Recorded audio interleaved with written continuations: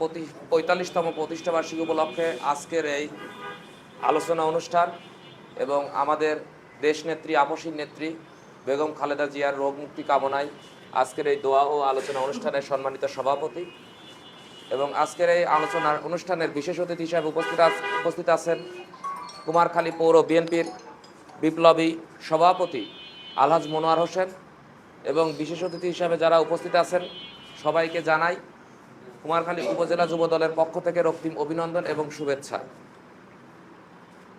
আসলে আজকে আমাদের প্রত্যেকেরই মন অনেক খারাপ।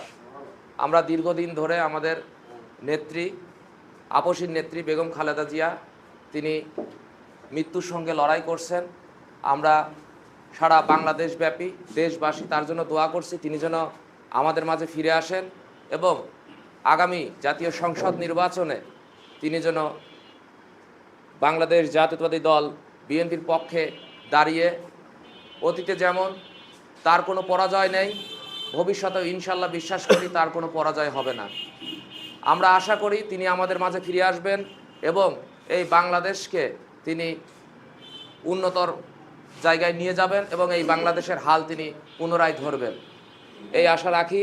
এবং আপনাদের কাছে সকলের কাছে জানাই এই কৃষক দলের প্রতিষ্ঠাবার্ষিকী উপলক্ষে আপনারা যারা কুমারখালী থানাতে 11টি ইউনিয়ন আছে, এখানে 11টি ইউনিয়নের নেতৃবৃন্দ আছে, আপনারা সবাই সবার জায়গা থেকে প্রত্যেকটি ইউনিয়নে তার জন্য দোয়ার অনুষ্ঠান করবেন এবং পর্যায়ক্রমে ছাত্রদল, যুবদল, স্বেচ্ছাসেবক দল, শ্রমিক দল সবার অঙ্গ দলের মাধ্যমে প্রত্যেকটা ইউনিয়নে আপনারা দোয়ার অনুষ্ঠান করবেন এবং আমাদের নেতা কুষ্টিয়া জেলা বিএনপির সংগ্রামী যুগ্ম আহ্বায়ক খোকসা কুমারখালীর ধানের শীষের কাণ্ডারি, খোকসা কুমারখালীর যুব সমাজের আইকন জননেতা শেখ সাদি আপনাদের পাশে থাকবে এবং এই দোয়া অনুষ্ঠানের সার্বিক খোঁজখবর, সার্বিক সহযোগিতা ইনশাল্লাহ তিনি করবেন।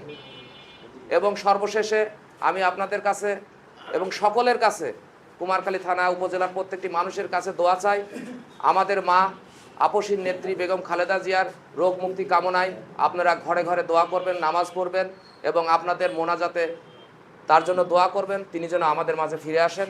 এই বলে আমি আমার সংক্ষিপ্ত কথা শেষ করছি। ধন্যবাদ সকলকে। দোয়া করতেছে প্রতিটা মানুষ নামাজ পড়ার পর তার যদি দোয়া করে, আল্লাহ তুমি এই দোয়া ফিরিয়ে দিতে পারো না মাবুদ, তোমার কাছে ফরিয়াদ জানাই তুমি আমাদের মাকে তুমি সুস্থ করে আমাদের মাঝে ফিরিয়ে দাও। আগামী নির্বাচন যাতে সুষ্ঠুভাবে হয় সেই তৌফিক দান করে দাও। বিএনপি যাতে ক্ষমতায় আসতে পারে, আল্লাহ তুমি সেই তৌফিক তুমি দান করে দাও। এ আল্লাহ আমাদের দেশমাতা যাতে আগামী দিনের রাষ্ট্রপতি, আমাদের আগামী দিনের যাতে প্রধানমন্ত্রী হতে পারে তুমি সেই তৌফিক দান করে দাও।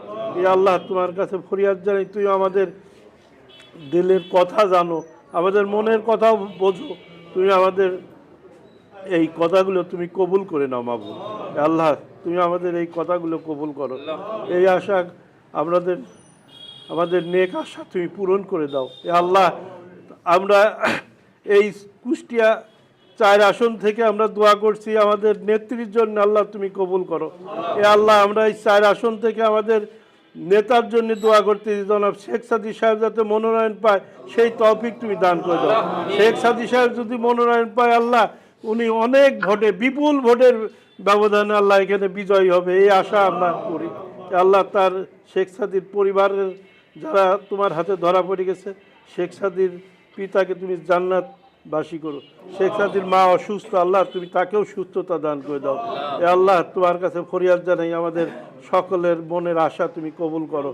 সুবহানা রাব্বিকা রাব্বিল ইজ্জাতি আম্মা ইয়াসিফুন ওয়া সালামু আলাল মুরসালিন আলহামদুলিল্লাহি রাব্বিল আলামিন।